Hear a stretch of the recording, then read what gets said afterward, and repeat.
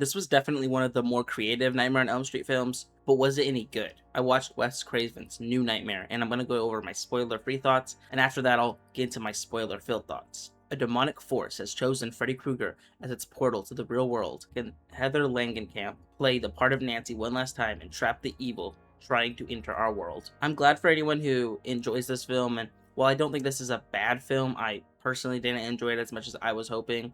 I found some of my favorite elements in most of the Nightmare on Elm Street films pretty lackluster in this film. First problem I have with this film is its underwhelming dream sequences. There really aren't many cool visuals during the dreams, and I found the kills to also be pretty disappointing. I was really hoping for some creative kills, some nice creative dream sequences, and I can only really think of a couple of visuals that I like. This film also didn't have much emotional weight for me. I didn't really root for any of the characters. I didn't hate them, but I can't say I cared for them.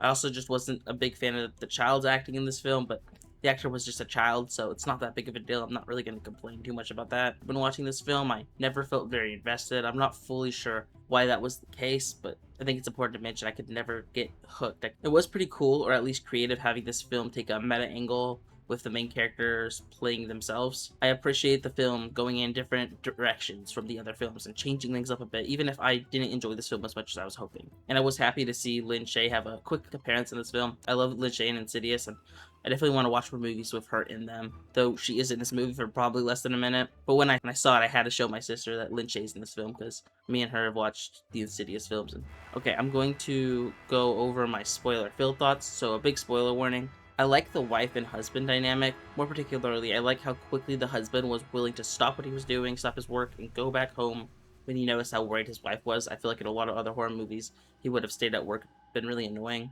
So I'm glad we got a decent husband, though him working on another Nightmare on Elm Street film without telling his wife was kind of messed up. We only see the relationship for a little bit because he gets killed off early. And I definitely don't think he's the greatest husband, but I think he's solid. I also know I was whining about the disappointing visuals in this film, but there were a couple I did like. I like the tongue phone recreation where recreates like the tongue phone from I believe the first movie, and I like the scene where Freddy has his long tongue sticking out. It's like kind of gross. I also like Freddy's like big mouth scene where his like mouth opens up wide. It reminds me of Smile. If you know, you know. Okay, those were my thoughts. I would love to know your thoughts on this film, and with all that said, bye.